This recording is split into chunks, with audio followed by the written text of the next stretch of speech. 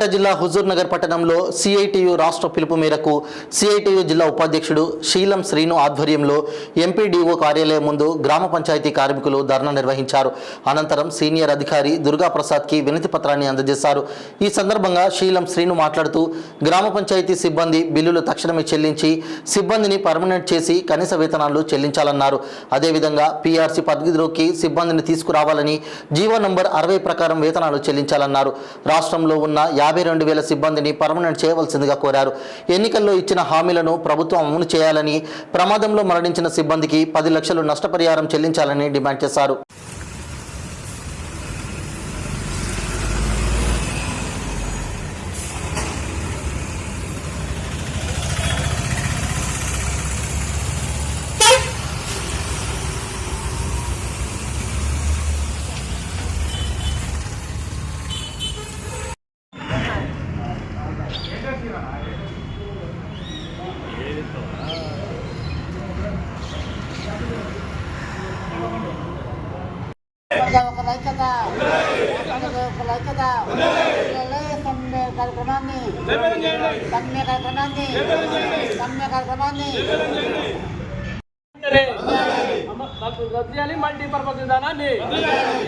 Multipurpose విధానాన్ని కార్మికుల ఐక్యత పరిష్కరించాలి. గ్రామ పంచాయతీ కార్మికుల సమస్యలను పరిష్కరించాలి. గ్రామ పంచాయతీ కార్మికుల సమస్యలను పరిష్కరించాలి. గ్రామ పంచాయతీ కార్మికుల సమస్యలను రద్దు చేయాలి. 51 జీవో నెంబర్ను వెంటనే రద్దు చేయాలి. 51 జీవో నెంబర్ను వెంటనే పరిష్కరించాలి. గ్రామ పంచాయతీ కార్మికుల సమస్యలు వెంటనే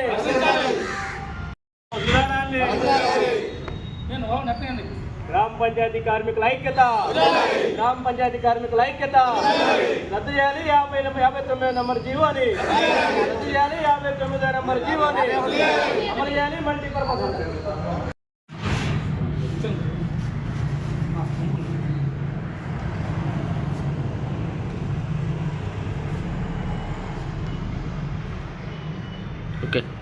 రాష్ట్రంలో గ్రామ పంచాయతీ కార్మికుల సమస్యల మీద ఈరోజు సిఐటు రాష్ట్ర పిలుపు మేరకు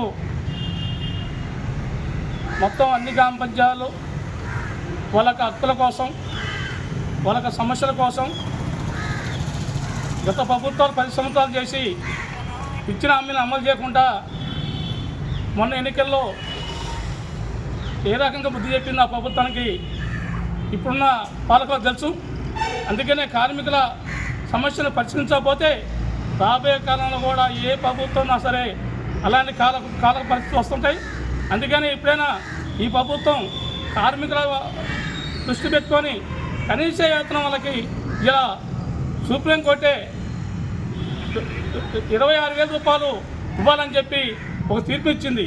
కనీస వేతనం కనీసం వాళ్ళకి ఇలా ఆ ప్రభుత్వానికి కనీసం ఈ కార్మికులు చేసే ఎంత పని చేస్తారు, ఈ సిబ్బంది ఏ రకంగా పని చేస్తారు అనే పద్ధతి లేకుండా వాళ్ళు మాత్రానికి అసెంబ్లీలో కార్లో పోయే వాళ్ళకు కూడా 3 లక్షల రూపాయల జీతం తీసుకుంటారు. మరి వాళ్ళకి తెలియదా? వాళ్ళ ఇళ్ళలో పని మనిషికి ఇలా 25,000 రూపాయల జీతం ఇస్తారు, వాళ్ళకి తెలియదా? అందుకని మేము అడుగుతున్నాం ఈ ప్రభుత్వాన్ని.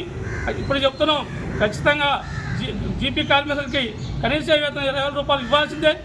ఇవ్వకపోతే రాబోయే కాలంలో పోరాటానికి సిద్ధమై ఉంటాం. ఖచ్చితంగా ఈ అసెంబ్లీ పుట్టిన చేసుకునే విషయంలో కూడా కార్మికులందరూ కూడా సీరియస్గా ఉండరు. దీన్ని ఇప్పుడున్న ఏదైతే మంత్రి ఉందో సీతక్క గారికి ఆమెకు కూడా కలుపుతం జరిగింది. ఈ రాష్ట్ర ప్రభుత్వం ఖచ్చితంగా సిఐటి చేసే ఒక పోరాటానికి మద్దతు ఇచ్చి ఖచ్చితంగా వాళ్ళ సమస్యలను పరిష్కరించే దాంట్లో ముందుండాలని చెప్పి మినిస్టర్ గారిని కూడా మనం ఖచ్చితంగా కోరుతున్నాం. అదేవిధంగా ఈ రాష్ట్ర ముఖ్యమంత్రి ఖచ్చితంగా ఆయన కూడా రేవంత్ రెడ్డి గారు కూడా ఆ రోజు ఎన్నికల ముందు ఇచ్చిన హామీల్ని అమలుపరిచే దాంట్లో మరి అది కార్మికుల పక్షాన ఉండి చేస్తానని చెప్పి మాట ఇచ్చిండు. దాన్ని ఖచ్చితంగా అమలు చేసే దాంట్లో మరి ముఖ్యమంత్రిగా కూడా చొరవ తీసుకొని ఈ ఫండ్ ఒకటి కేటాయించాలని, బడ్జెట్ కూడా కనీస వేతనం మనకి ఇచ్చే దాంట్లో బడ్జెట్ కూడా